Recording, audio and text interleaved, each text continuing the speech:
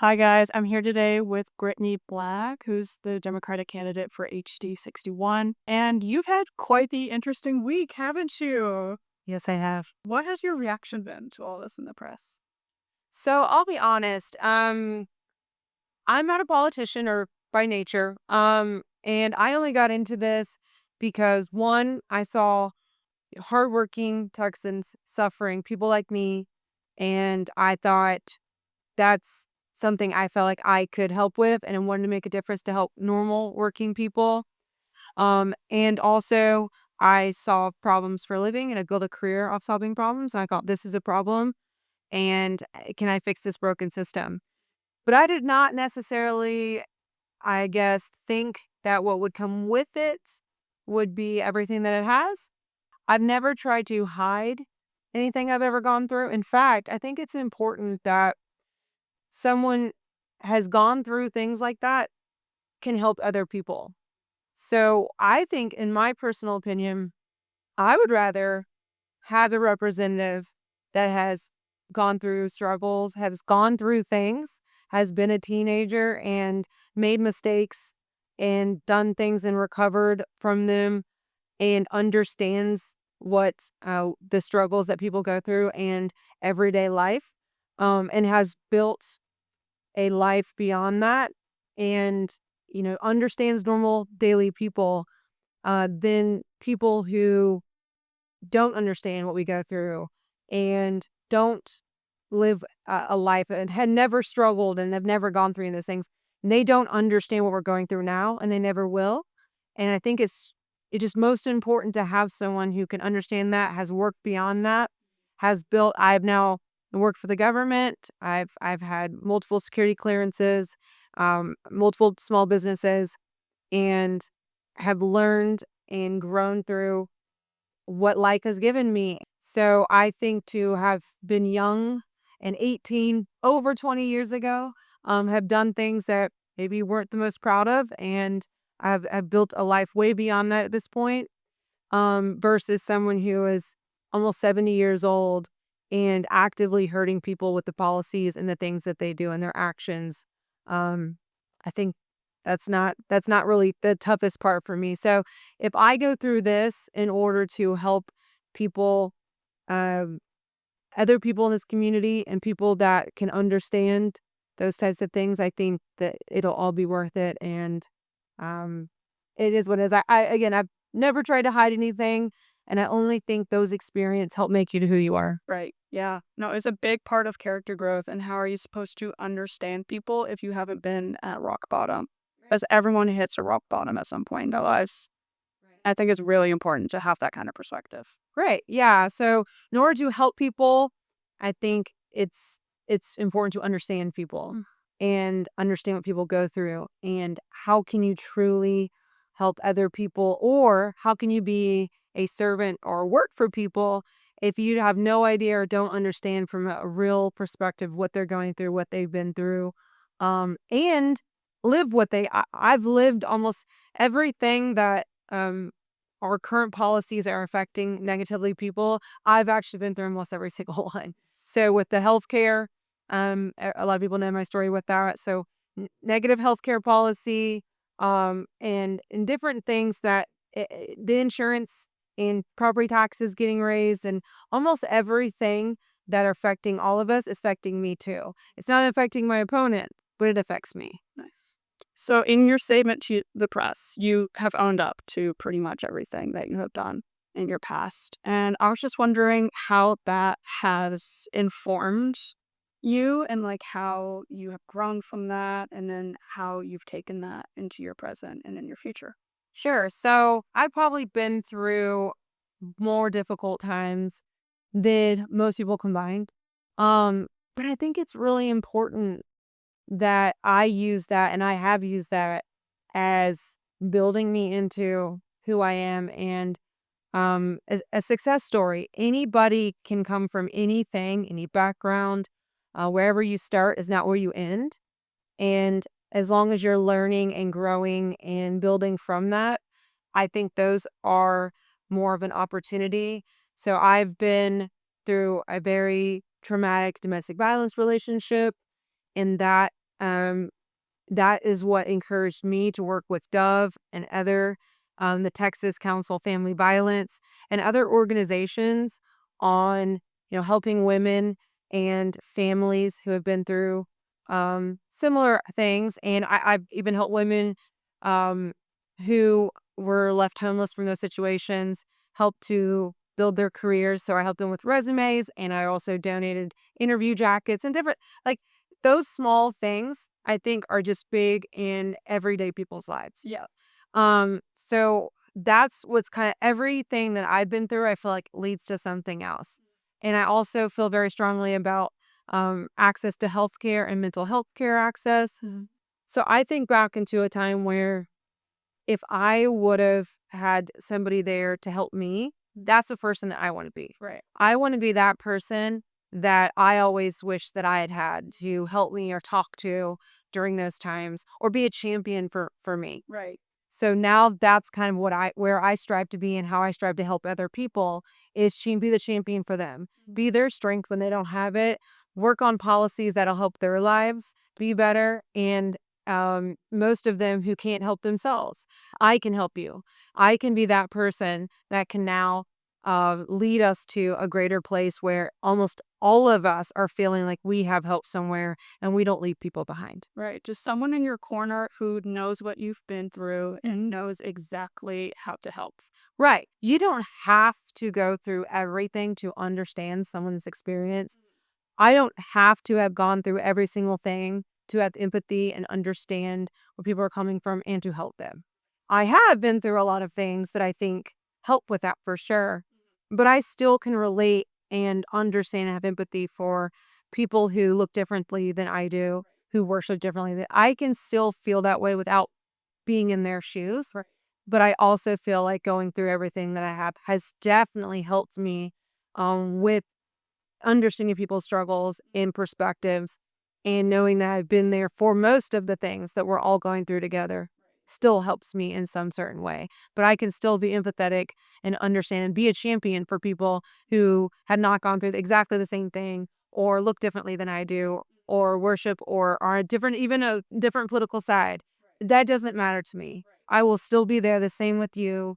Even if we haven't experienced the same things. Mhm. And I will still, actively be your champion and be your strength and use my power to help you in every way that I can. So you had mentioned earlier that since these incidents, you have gained federal security clearance, which is no easy feat. So with that, can you talk to a bit about your reflections from that and then how that makes you qualified as a lawmaker? Sure. These days it's kind of interesting to say who's qualified and not because I think these days it's more important to almost not have experience in being a politician, or we need more regular people, more people, like, if you want to say, on the ground that understand and can really that had from the community, like, for the people, by the people, from the community, for the community.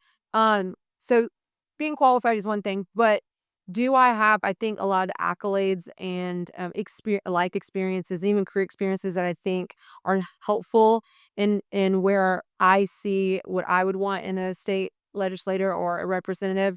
And so, yes, I've had multiple security clearances. I worked for state government, I worked for federal government, in multiple capacities, mostly in some sort of technology frame, but also on the business side. I've had my own small businesses currently, and I've been a consultant also for going on, I think, 14 or 15 years now.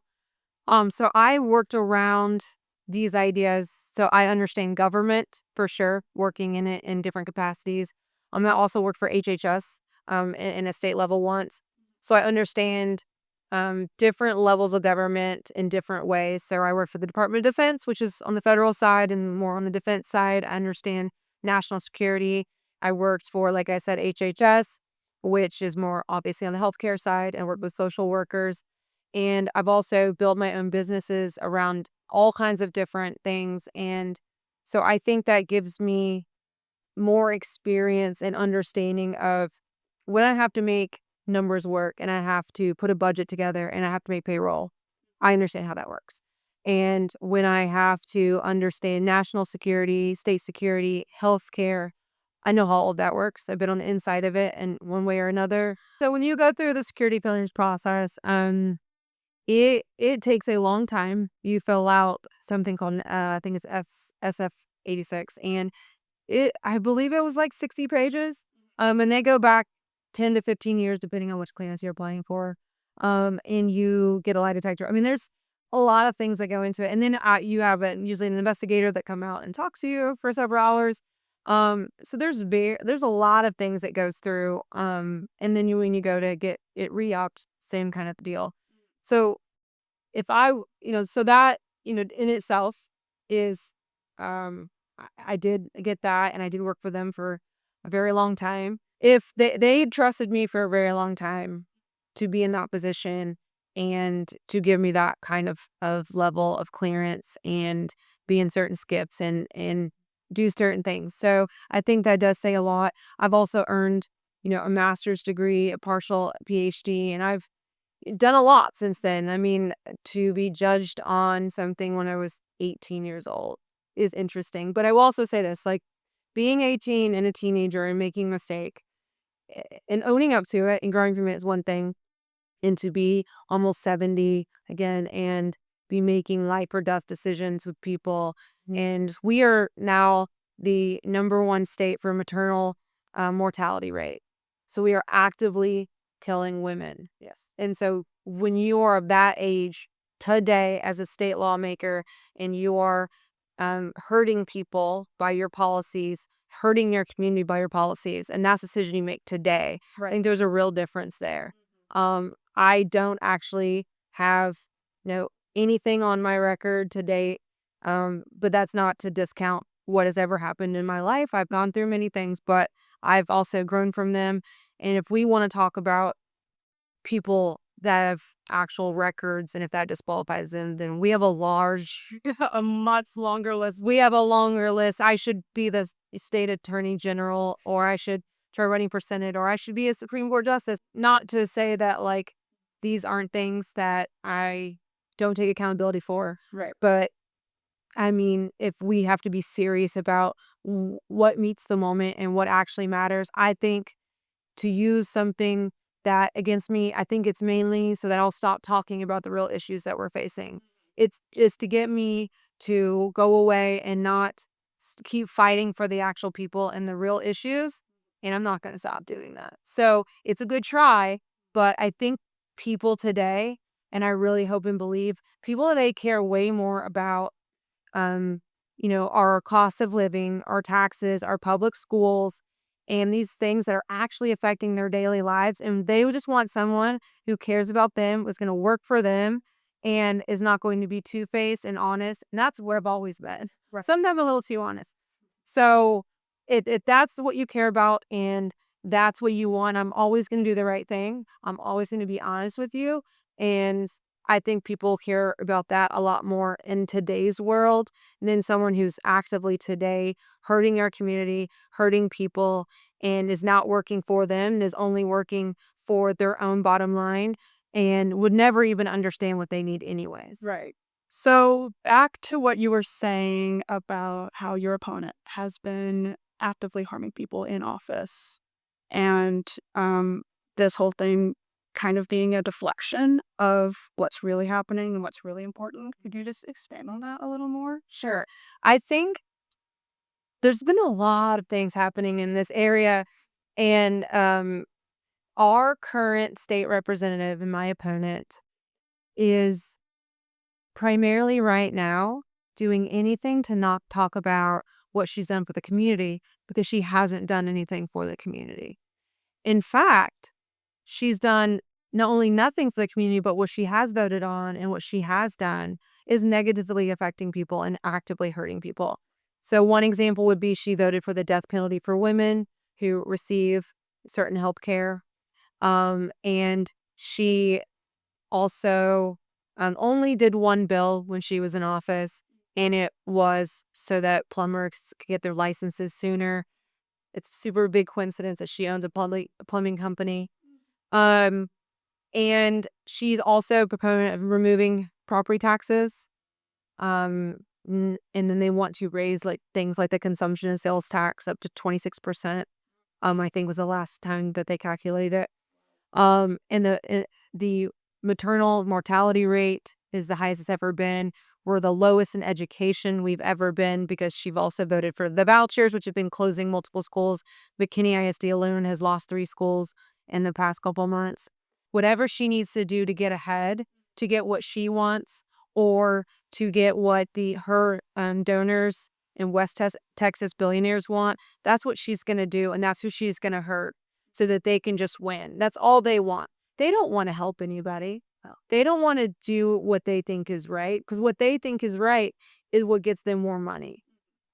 When it comes to data centers, she voted to give them that $1 billion tax credit and incentive. So we're paying for these data centers, and now she's saying we need to rope them in. They authorized this. Right. So every single thing that they're now turning their back on is something that they originally said they wanted. So every year and a half when they want to get votes, they're going to talk about somebody else. So most people might not know that my opponent was endorsed by CARE last cycle. And in fact, her Democratic opponent was not. So she fully took an endorsement from CARE and the support of the Muslim community. And now she's actively supporting them being called a terrorist organization and talking about Sharia law and trying to fight the mosque and doing all these things. So she will take your support, she will take your votes, and then she will turn on you. And it's been proven time and time again, and with this to be in the most recent time. So, one of the right's favorite talking points about the media is this whole thing with fake news. And I think it's a little interesting that they have been the ones harping on this since 2016. Mm-hmm. And now here they are when it's convenient for them. What contradictions do you see between the fake news narrative and then the one that they are spinning against you? But most recently, I have seen this use of the First Amendment when it's something that we support, like when one side supports it, when it benefits them, they're supportive of it. When it's something against them, they don't want it anymore. Right. So it's just very interesting to me, especially with this First Amendment and this fake news thing most recently, that's only when it comes up. So when it's for them, we need the First Amendment and whatever, but when it's something they don't like, all of a sudden First Amendment goes out the window. Most recently, it could be the article written about me. A lot of it is not true. But when I sent a letter to them about that, I got back, that's our First Amendment. Or when we have all these times when they want to say different things and claim First Amendment, but when a mosque is trying, like when we have to try to have religious freedom, we can't. We don't get that right anymore. It's not First Amendment. So it's just very interesting to me when we pick and choose these things. Does it happen on both sides? Sure. But right now, it just seems really tilted that the people in power are picking and choosing pieces of the Constitution that they want to use when it's politically convenient or when it's positive for them. It's a good thing. And we want to make sure that we keep that Constitution together. And the First Amendment is we use that First Amendment to our advantage. But when it's something that they don't like, we want to throw the First Amendment out. And I heard of a story not too, I think it was like late 90s or maybe it was early 90s, when Donald Trump was talking to Barbara Walters. And I heard afterwards he say something about, like, if this doesn't go right, I'm just going to say it's all fake anyways and fake news. So this whole fake news thing has started from a really long time ago. And I mean, it's easy to understand if something is said about you that's not good, then it's fake. Right. If something is said about you that is good, it's real. It's not hard on it. Just like the elections. Right. So if the election goes our way and we win, the election was correct. No voter fraud and everything was great. If we lose the election, voter fraud and it was rigged and it was bad. Right. I mean, it's a tale as old as time. Yeah. It feel like these days it's just become such a commonality, and people are so used to hearing it because we've been hearing it for over 10 years now, that I think people are getting used to it, but it's really not. Our Constitution was not meant to be just picked and chosen whenever it felt comfortable for a certain side to use it for their advantage, or whenever it was a positive or negative side, we can use it when we feel like it. It was meant to be across the board for everybody at all times, and that's why, because one group can be in power today and be using it against us, and another group can be in power tomorrow. So you might feel comfortable today because you're on the one side of power, but what if tomorrow you're not? Then it can be used against you, and that's why it's important that it's everybody across the board, because no matter who's in power, everyone could be treated equally. It's about fairness. It is. Well, thank you for taking the time to talk to me about this today. I know this whole thing has been a nightmare and that it's a lot to deal with publicly and it's a lot to defend yourself from things that Yeah. you knew were mistakes and that you've grown from and that you know are still part of your story, but they're parts that you have overcome. Yeah. I mean, just like I say that my love of Texas is the reason I know we can do better and the reason I fight so hard and want to help us get there and be better. I feel like I have the same faith in humanity and voters. That I have that faith that we all know what the truth is. We all know that somebody can make a mistake or do something that, you know, we don't maybe all agree with when they were 18 or younger, but then they also can overcome it. And having things that they've learned from or being not a perfect person makes us a better leader and makes us stronger and makes us either more empathetic or uh better person to understand what we're going through and help us and be our strength. So, like my same love and my same faith in Texas is the same love and faith I have in humanity and voters, and we can get through this together. And I hope they have that same faith in me because I will always be honest and I will always do the right thing. All right. Thank you so much. Yes, thank you.